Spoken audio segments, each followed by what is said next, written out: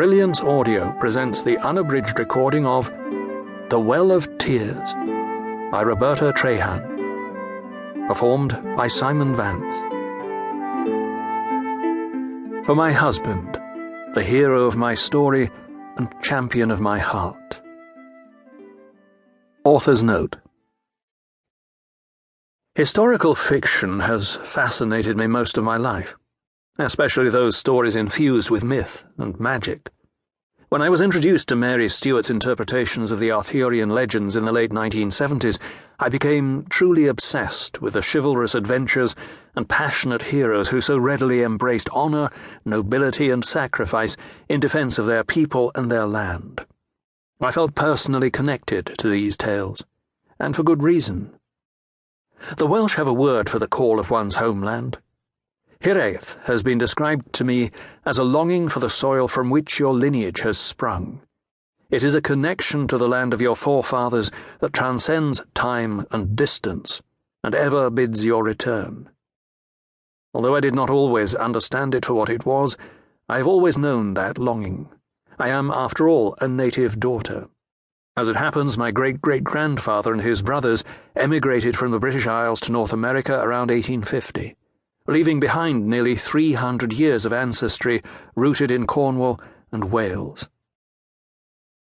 While the story herein is nothing more than a grand tapestry woven from my own imaginings, it is important to note that some of the places and events which set the stage are real. For the sake of authenticity, I searched for unique historical events so unique that the suggestion that they might have been influenced by an unearthly power would be easy for most anyone to entertain. Hywel ap Cadell, descended from a long line of kings, ruled in Wales from around 905 AD until his death in 950 AD. Hywel is credited by many historians with stabilizing the political and economic climate of the region by bringing all of the independent kingdoms under his sole control. It should be assumed that he accomplished this through no small measure of ruthlessness and brutality. However, Hywel understood that territorial disputes between clans and power struggles between kings led to the sort of unrest that threatened the unity of all nations and, in turn, made them vulnerable to outside influence and invasion. Through the codification of a body of laws that addressed issues of local governance, property rights, and social conduct, and by adopting a policy of conciliation with England, Hywel maintained sovereignty and an era of prosperity and peace that was unprecedented in those times. The stuff, as they say, of legend. Naturally, to someone so fixated on the mythology of my heritage, such a wondrous reign begged the question, what if? What if the old ways had a hand in the destiny of this man, and magic truly had altered the fates of people by working through kings? And so were sown the seeds of the dream stewards. To tell such a mystical story with any sense of realism, I needed to find a place where the worlds of mortals and magicians might actually have met.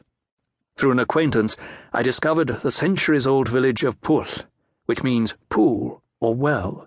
Pwll still stands at the bottom of an ages-old forest located between the towns of Llanelli and Bury Port in Wales. Pwll is reported to have been built near and named for an ancient spring or well that was believed to contain waters with mystical powers. And so began this saga. What follows is a journey into a world of my creation, a land and time that are part fact and part fable, and just a little bit fantastic. I hope to give you an experience that takes you into the great beyond, to the mysterious realms that exist alongside what we know to be real, to a place where we can still believe that all things are possible. Alwen Arbendithian. Inspiration and blessings. The Prophecy. Even before the seeds of the first civilization were scattered, sorcerers walked this world. For a time they trod in the formidable footfall of the gods, serving mortals as the arbiters of faith and fate, and, with their guidance, the societies of humankind flourished. But with prosperity came avarice, and with avarice